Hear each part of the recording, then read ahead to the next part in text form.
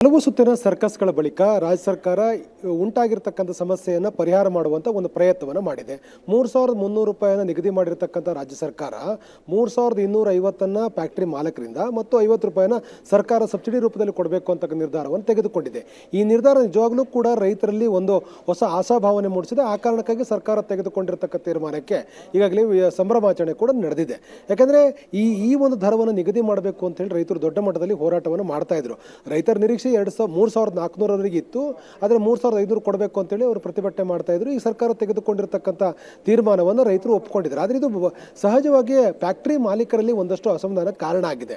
ಅಂದರೆ ಫ್ಯಾಕ್ಟರಿ ಮಾಲೀಕರು ಯಾವುದೇ ಸಂದರ್ಭದಲ್ಲೂ ಕೂಡ ಅವರು ಹಣವನ್ನು ಕೊಡಲಿಕ್ಕೆ ನಿರಾಕರಣೆ ಮಾಡ್ತಾರೆ. ಒಂದಷ್ಟು ಗಟ್ಟಿಯಾಗಿ ಅಂದರೆ ಆ ನಿರ್ಧಾರವನ್ನು ಜಾರಿಗೊಳಿಸೋ ಸಂದರ್ಭದಲ್ಲಿ ಅವ್ರದ್ದೇ ಆಗಿರ್ತಕ್ಕಂಥ ಕೆಲವೊಂದಷ್ಟು ಕಾರಣಕ್ಕಾಗಿ ಅವರು ಹೆಚ್ಚುವರಿ ಹಣ ಕೊಡಲಿಕ್ಕೆ ನಿರಾಕರಣೆ ಮಾಡ್ತಾರೆ. ಹೀಗಿರುವಾಗ ಇವತ್ತು ಅಂತಿಮವಾಗಿ ಸರ್ಕಾರ ತೆಗೆದುಕೊಂಡಿರ್ತಕ್ಕಂಥ ತೀರ್ಮಾನದ ಬಗ್ಗೆ ಕೊಂಚ ವ್ಯತ್ಯಾಸಗಳಿದ್ದರೂ ಕೂಡ ಅವರು ಒಪ್ಪಿಕೊಳ್ಳಬೇಕಾಗಿದೆ.